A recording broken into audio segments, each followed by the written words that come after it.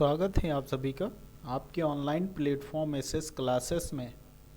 हम एक नई इन्फॉर्मेशन के साथ आप सभी से जुड़ रहे हैं।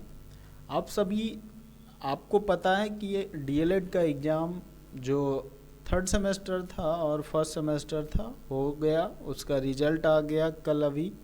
उसके बाद अब आप लोगों के अंदर जो फर्स्ट सेमेस्टर वाले हैं उन लोगों के पास ज़्यादा कन्फ्यूजन है कि वो पास है या फेल हैं, कैसे चेक करें। वो तो मैंने पुरानी वीडियो में, अपनी पिछली वीडियो में मैंने बता रखा है। जो लोग नहीं देखे होंगे उसमें जाके देख लेंगे।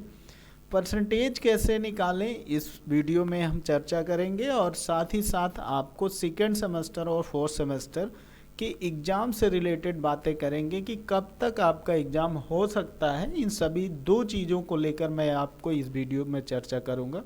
थर्ड और फर्स्ट रिजल्ट आ चुका है, पास हो गए होंगे आप लोग, और जो लोग फेल हो गए हैं उनकी भी कंडीशन मैंने बता रखी है अपनी पिछली वीडियो में, क्या करना होगा उनको। दूसरी वीडियो हमारी ये है कि वो परसेंटेज कैसे निकालेंगे, और फोर्थ सेमेस्टर और सेकेंड सेमेस्टर की परीक्षाएं कब होंगी, वो कैसे तैयारी शुरू करें। इन सभी चीज़ों के बारे में हम इस वीडियो में आपसे साझा करेंगे। तो हम चलते हैं अपनी जो बातें हैं उस पर। पहली चीज़ तो हमने कहा कि परसेंटेज कैसे निकालेंगे, तो परसेंटेज पे चर्चा करनी है आपसे।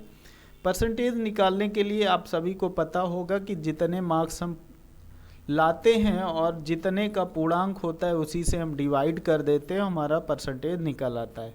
लेकिन इसमें आपको पता होगा कि बहुत सारी कन्फ्यूजन होती है। एक तो आपका एक्सटर्नल होता है और दूसरा आपका क्या होता है, इंटरनल होता है। इन दोनों में ही कन्फ्यूजन हो जाती है आप सभी को। तो आप देखिएगा, पहली चीज़ तो आप एक्सटर्नल को पूरा ऐड कर लीजिए, एक्सटर्नल टोटल ऐड कर लीजिएगा, ठीक है। एक्सटर्नल टोटल ऐड कर लीजिए, और उसके बाद क्या है, आप इंटरनल भी टोटल क्या करेंगे, ऐड कर लीजिए टोटल। और दोनों को ऐड करने के बाद फिर भी अभी आपका क्या बचा, आपका जो टीचिंग मार्क्स है, टीचिंग वाला है, वो भी आपको ऐड करना है।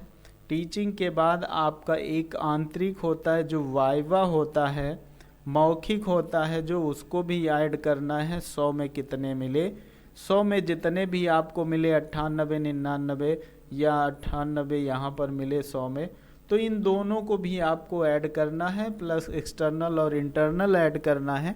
इन दोनों को ऐड कर लीजिए पहले, और इन दोनों को ऐड करने के बाद आप क्या करेंगे, उनको डिवाइड कर देंगे जितना मिला आपको और जितना आपका पूर्णांक हुआ।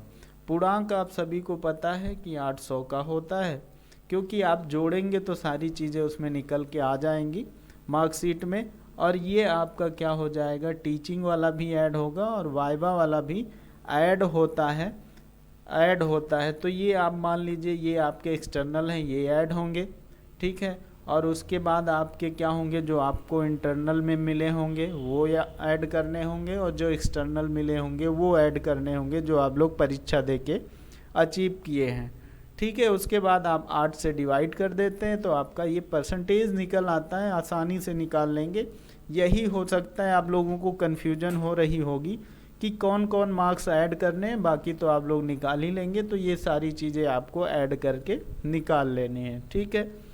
उसके बाद हम बात करते हैं जो सेकेंड सेमेस्टर की परीक्षा है और फोर्थ सेमेस्टर की परीक्षा है कब हो सकती है। तो सेकेंड और फोर्थ सेमेस्टर की परीक्षा पे हम अगर चर्चा करें तो अभी आपका रिजल्ट आया है, फर्स्ट और थर्ड का अभी रिजल्ट आया है, कल आया है। अब इसके बाद आपका आएगा क्या, स्क्रूटनी फॉर्म आएगा। जिन लोगों को भरना है वो भर सकते हैं। उसके बाद आपका परीक्षा फॉर्म भरा जाएगा, परीक्षा फॉर्म आएगा। परीक्षा फॉर्म आने के बाद फिर आपकी परीक्षा होगी। तो ये कब आ सकता है, इन सभी पे हम अगर 1 बाय 1 पर बात करें तो स्क्रूटनी फॉर्म ये समझ लीजिए कि नेक्स्ट वीक क्या है, मान के चलिए आपका 1 मार्च तक आपका स्क्रूटनी फॉर्म आ जाएगा। उसके बाद आप ये मानिए कि आपका जो है परीक्षा फॉर्म आपका अप्रैल में परीक्षा फॉर्म भरा जाएगा, लगभग मान के चलिए इस डेट में। और जो आपकी परीक्षा है सेकेंड और फोर्थ सेमेस्टर की बात कर रहे हैं हम, सेकेंड एंड फोर्थ सेमेस्टर की बात हो रही है परीक्षा से संबंधित। तो जो परीक्षा है आपकी वो मई में आपकी परीक्षा हो जाएगी, वो आपको मई में परीक्षा होगी, ये क्लियर है। तो आप सभी लोगों के पास टाइम अब आपके पास नहीं है, टाइम नहीं है, क्योंकि मैंने पहले भी वीडियो में बताया था कि अगर पंचायत चुनाव होगा तो जाएगा जुलाई के आसपास, अगर नहीं होगा तो अप्रैल मई में परीक्षा हो जाएगी।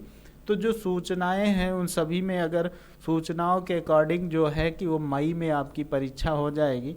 तो जब मई में आपकी परीक्षा हो रही है तो अब ये सोचिए आपके पास मार्च और अप्रैल 2 महीने आपके पास बचे हैं, 2 महीने आपके पास बचे हैं। आपने देखा ही है कि रिजल्ट कैसा आता है, कितने लोग पास हुए हैं। तो आप सभी लोग अब अगर बैक से बचना चाहते हैं, फेल होने से बचना चाहते हैं, तो अभी से आप तैयारी अपनी शुरू कर दीजिए, तैयारी आप सभी अपनी शुरू कर दीजिए, क्योंकि मई में परीक्षा होनी है। मैं ये नहीं कहता हूँ कि आप सभी लोग हमारे यहाँ यानी हमारे चैनल से स्टडी तैयार करिए, स्टडी करिए, कैसे भी आप कैसे भी जैसे भी पढ़ना चाहते हैं वैसे आप तैयारी करना अपनी शुरू कर दीजिए। और मैं बता दूं, अगर आप सभी लोग जितने भी लोग हैं अगर हमारे यहाँ चैनल से आप सभी लोग पढ़ाई करना चाहते हैं तो शाम को 6 बजे आपकी 4th सेमेस्टर की मैथ शुरू कर दी गई है, शुरू कर दी गई। और सभी लोग लाइव आके जुड़ना शुरू करें तो अन्य सब्जेक्ट हम आप सभी की पढ़ाना शुरू कर देते हैं।